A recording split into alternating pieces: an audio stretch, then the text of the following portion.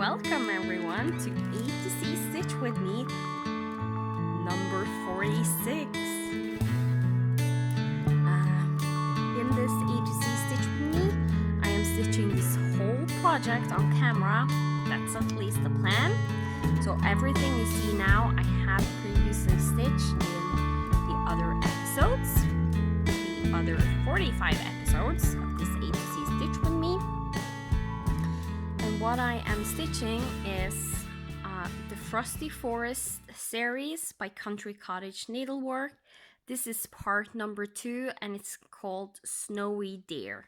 And it's going to look like this in the end. Last time we finished up this deer. And this time my thinking is working some on this tree. Maybe starting the last 3 right here and working down some white on the border because we're actually getting pretty close to the finish, so it can be nice to get that border worked down. So let's just jump into this and start stitching. So the trees are in a fancy floss. It's a floss by the Gentle Art. It's called Shutter Green.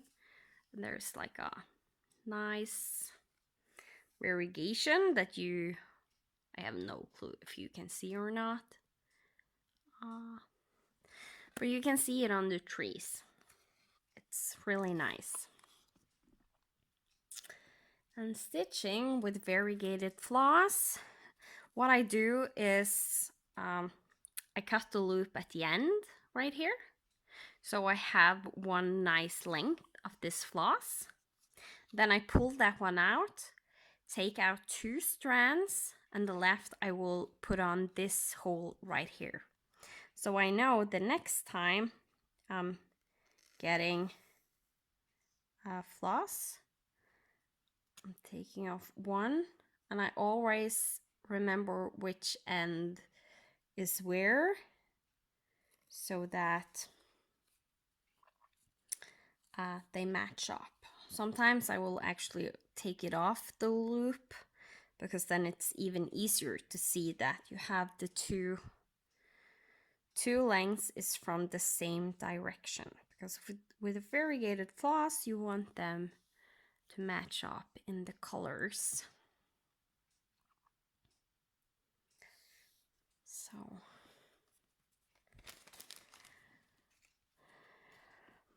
that's what I'm doing.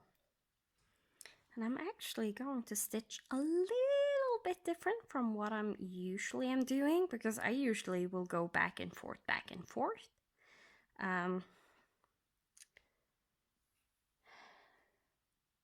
But this time I'm actually going to go a little bit up and down when stitching from this direction, then go like down, up, and then over to this side, because all that is left is this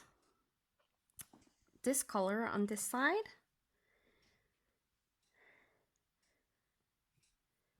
So, and then there is like the trunk of the tree will be here, so I don't want to jump with the floss over the tree for several rows like over here. I need to zoom you in so you get a good view of what I'm doing. Wrong way. This way. So right now I'm just doing the pin stitch. That is usually what I do with 2 strands, and I can't do the loop method.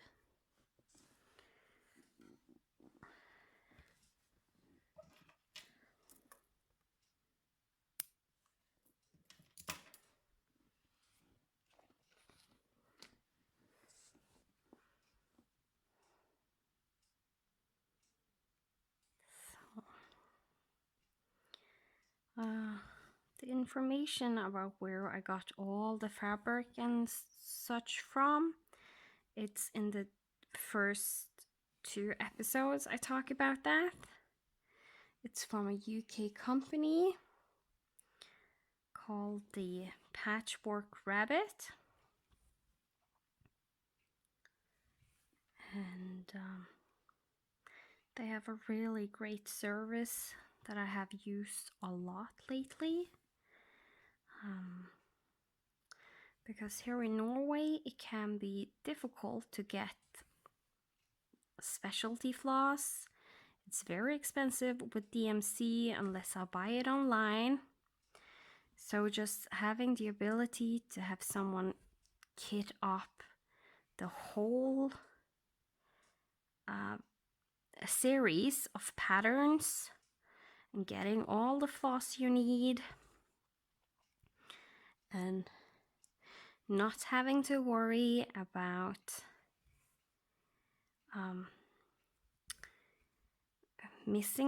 not getting a part of the series or something like that.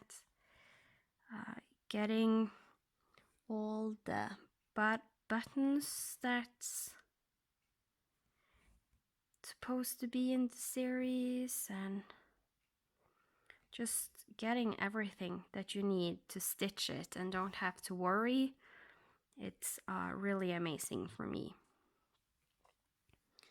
So that is a service that I have used quite a lot. And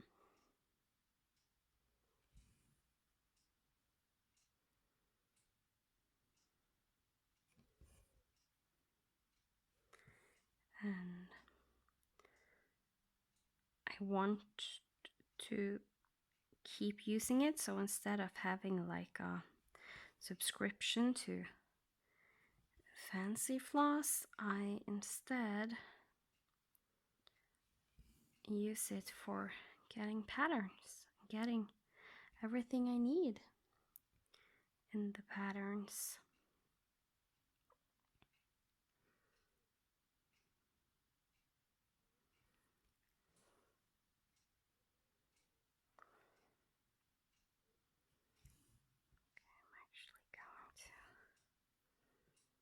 Jump all the way over here, because then it will be stitched over when I come back,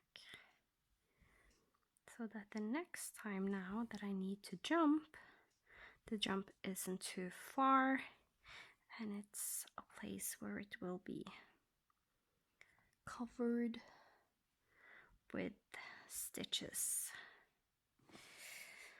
Or else I would have to jump from here to here and there isn't much stitches going in that section.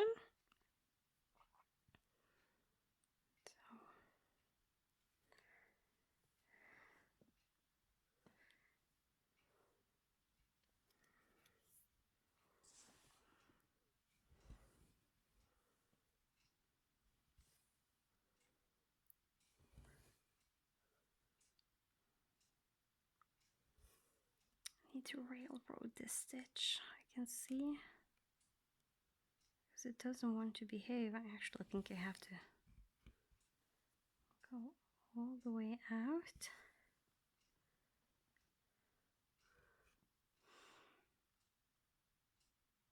Back again.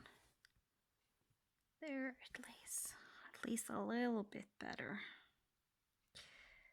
Looks a little bit nicer.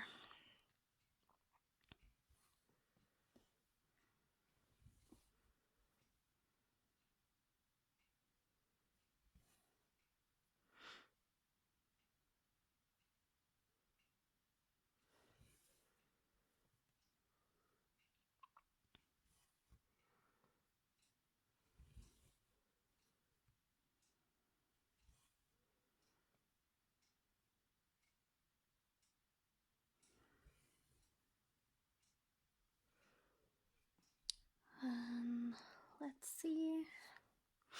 This was the last white stitch, so doing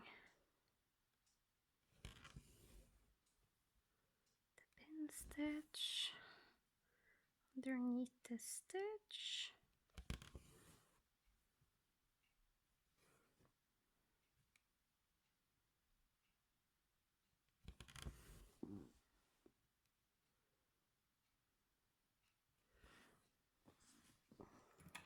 Sometimes you will see me doing like I did now, that I go down a third time. That is just to make sure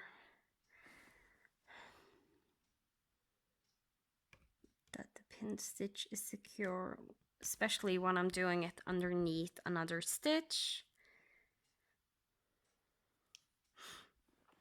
You don't really have to do it. Sometimes I just get a need to do it, to make absolutely 100% sure that that floss isn't going to go out. Which in a way is silly, because I have never had a floss that has been pin stitched loosen.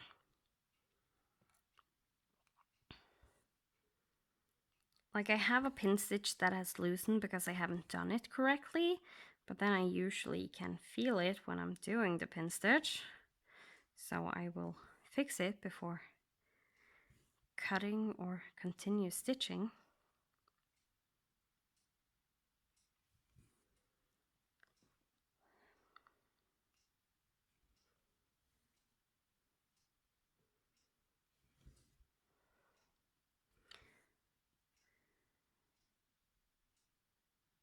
This is the last green stitch.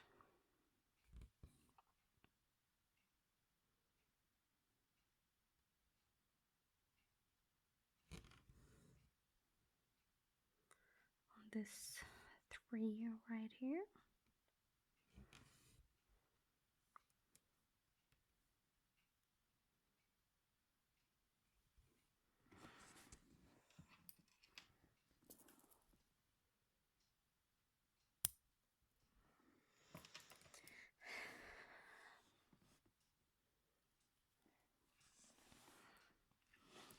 Then we are going to count to where we will start next.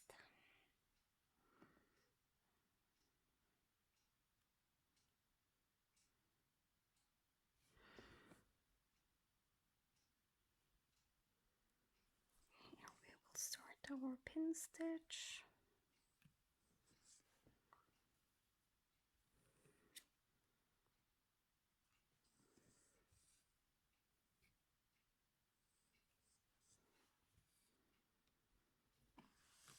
And if you're like, can see properly what I am doing and how I am doing pin stitch, I fairly frequently in these episodes explain how I do the pin stitch.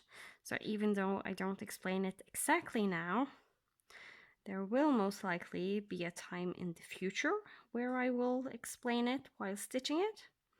And also I have explained it a lot of times before, because I always explain if I'm doing something new. I don't think I have done anything that I haven't explained, where that haven't been seen before in this video. Like, there might be some thought process of why I'm doing this and why I'm doing that hasn't been explained, but that's not the easiest to always explain, especially when it just goes automatically a lot of the time.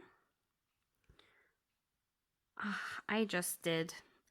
Did you see the mistake there? Did you shout out to me and say that I'm doing a whole row of stitches with one leg and not completing each stitch? Yeah. You can't do that with variegated floss. You have to do one stitch at a time. And I almost messed up. Luckily I did see it before I had too many stitches in.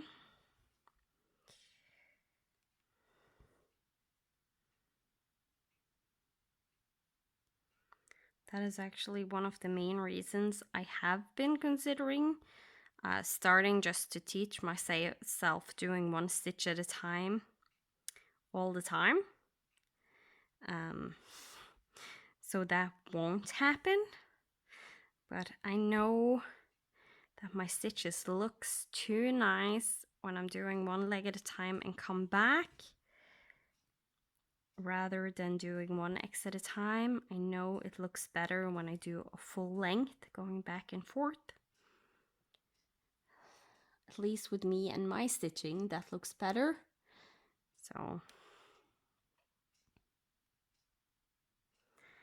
that's what I keep doing, and most likely will keep doing. And then just having to remember to adjust when stitching with variegated floss.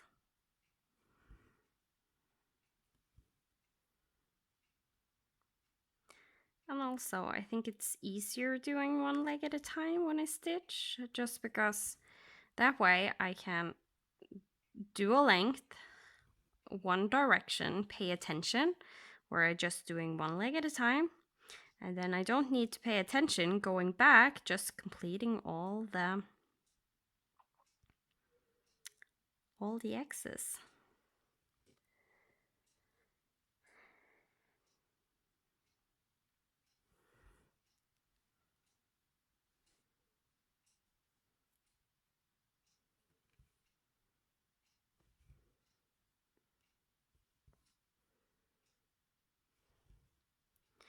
And now you will see me do something weird again. I'm going to jump over a stitch to then come back and do it afterwards.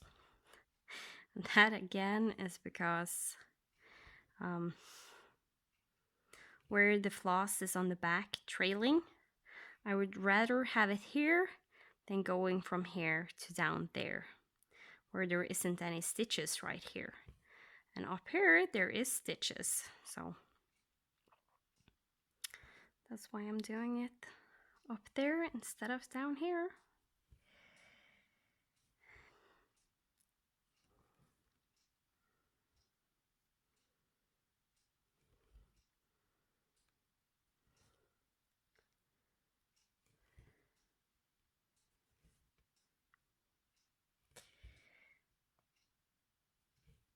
And again, when I'm doing this half of a pin stitch like I do now and have been on this tree, is because I don't want the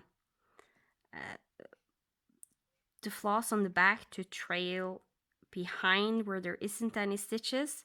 So I pin it, I kind of like pin the floss to this row right here, with putting it here in the middle, so that it will be stitched over when I then do my stitches.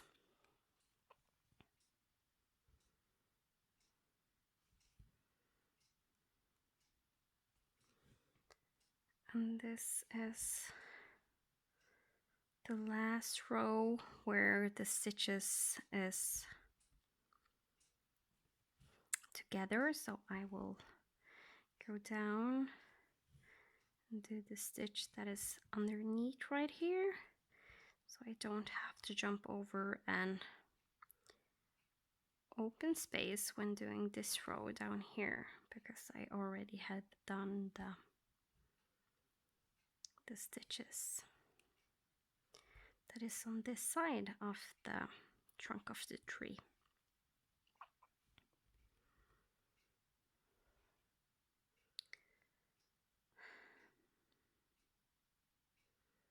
I'm actually going to do half pin stitch right here.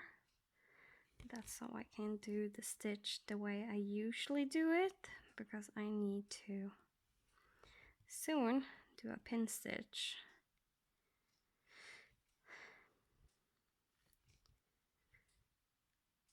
And it's a shame I don't do floss chicken, because then I might have been able to finish off these last stitches with this floss, not having to start a new one just for a few stitches. As you can see, one of the lengths are already starting to be too short for this pin stitch.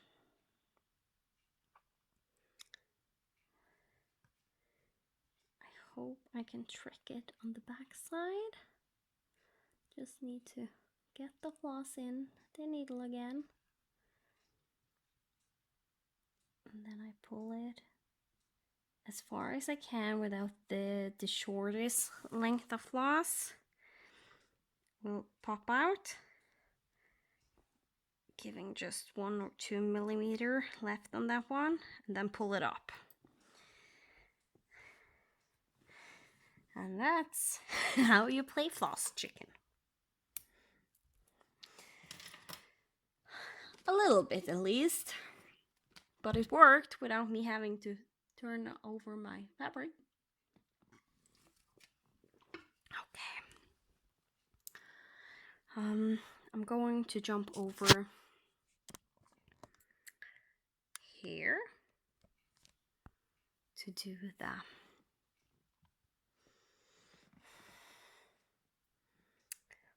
white border. I know. That little tree was almost done, and then I jump over and do something white. I know you would rather want me to finish off that tree.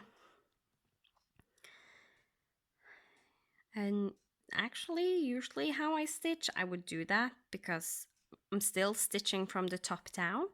Like, I don't jump too far head down on my stitches.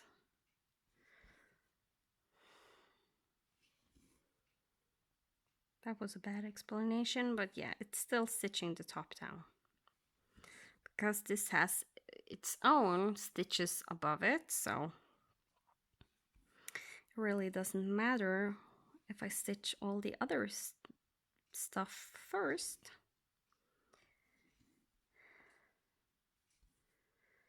So, but since it can get a little bit boring just watching me stitching white, I know that I need to do some white stitches in the video, because there is going to be a lot of white stitches at the end, because then we have all the snow.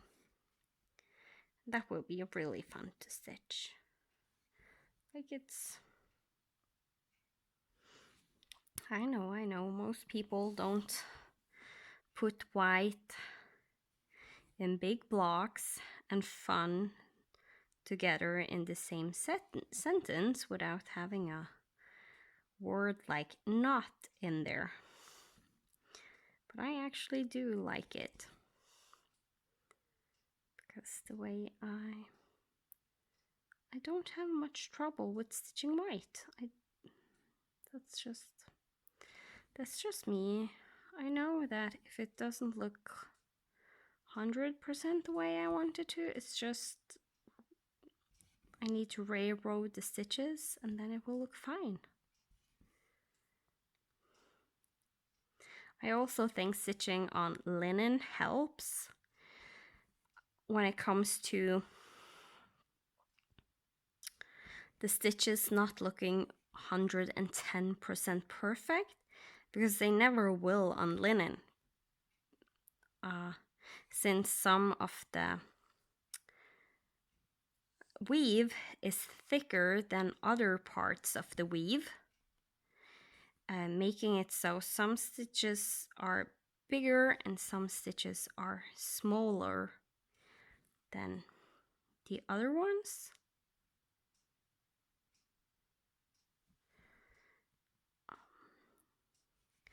That makes it a little bit more forgiving if your stitches doesn't look 100% perfect, because in the overall picture it still looks amazing. And I really like the fact that it is a little bit different in the weave when stitching, because it gives your stitching character without having to do a mistake. Because if you have like big chunk of threads where the tree is, and another person stitching the same project just have normal size or smaller size, not that many big lengths of weave, thick lengths of weave, then your tree will look bigger than another person's tree, or vice versa, making it look smaller. So I think that is really fun, that it automatically makes all of the different types of stitching this pattern different, even though you are following the recipe 100%, like not changing out any colors, not doing any adjustments in the stitching and how the counts of the stitching, or as other people will call it, do a mistake. And some people will call it just personalization. If you have followed me for a while, you know I'm saying mistake, because I am one of those persons that likes to have everything exactly as it's supposed to. Unless I'm intentionally changing it up, like changing the colors or changing a part of the pattern. That usually only happens with me if it is intentional and not a mistake that I suddenly didn't want to frog and changed up the pattern. And I have been stitching and you're not seeing the last few stitches. I'm so sorry. That's one of the hardest things doing the border, is that you always get out of the frame. So I say that I stitch everything on camera, but I stitch everything on camera that I can, because sometimes things like this happen. You get out of frame, I don't notice, and I have done a few stitches that technically you can't see. You can only hear me doing the stitches.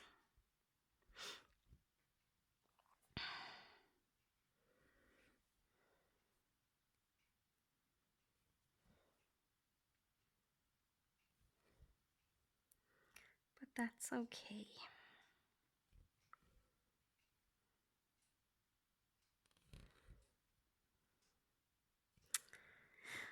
Wonder if you're like me, one of those that when people are talking on FlossTube, I will answer them out loud as if they were in my home. Wonder if you are the same. I'm pretty sure that my husband sometimes thinks I'm crazy. But he knew that marrying me, so he loves me being crazy.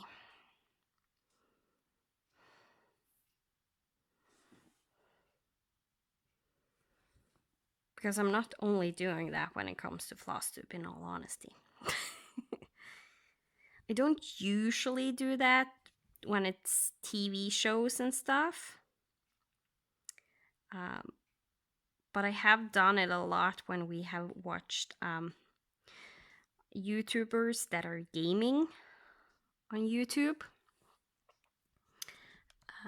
Then I sometimes will be like, no, don't do that. Can't you see you have to do that and that and that? And like, yeah, they can't hear me. I'm still yelling at them. And it has occurred maybe once or twice in my life that I have shouted at the TV where there has been a series on that I have been really into and really hooked on, where I suddenly can be like, no! Oh, yeah.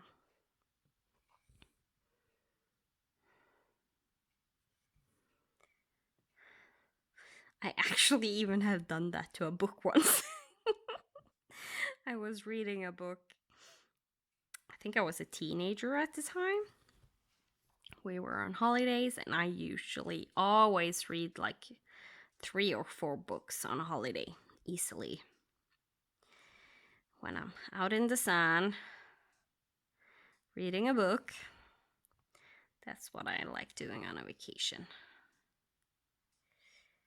And one time it was a book that was really, really good. Like, I was so into the book that I actually started yelling at the main character. And my dad was like, are you talking to your book? And I'm like, yeah, he doesn't. And I was like starting to explain to him what happened and how stupid the main character was. And he was laughing at me. More like he was laughing with me. And he started to be like, yeah, he totally understand why I was yelling at the main character. He was being stupid. So yeah, that has happened once.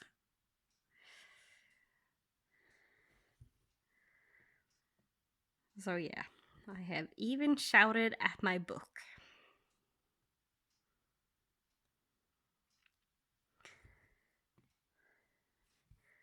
And now you probably are thinking that I am one of the most craziest person you have ever met in the world. Oh, look. I managed to move you before you got out of frame. And I just realized I have hit the time stamp mark where I'm supposed to end this floss video. That's what I get for paying attention to the frame. Or where you are in the frame on the camera, then I can also see the timestamp. I really wanted to be like, to match this up, but that will just take too long of a time, so I will be good. Let it hang. Zoom you all out. Ta-da! Move you again. And there you have it. That's how far we are at now. So all the green here is done. There is only missing, I think, 5 stitches. Maybe 6 stitches of green. And this one has like, I think it's 4 stitches of brown for the tree trunk. And there is a little bit more stitches here of the brown, but it's not much. So the trees will soon be done. And then I will most likely start on the snow, because the snow is going. It has a little hilltop right here with the trees, so I will most likely start doing the snow until I get to where there is. Maybe I will just jump over and do the stitches. We'll see. So yeah, and actually doing all the snow might be a pain, because I need to pay attention to all of this greenery. But oh well, it still will be fun. We will still be having fun. So thank you so much for coming here, joining, commenting, subscribing, loving this series.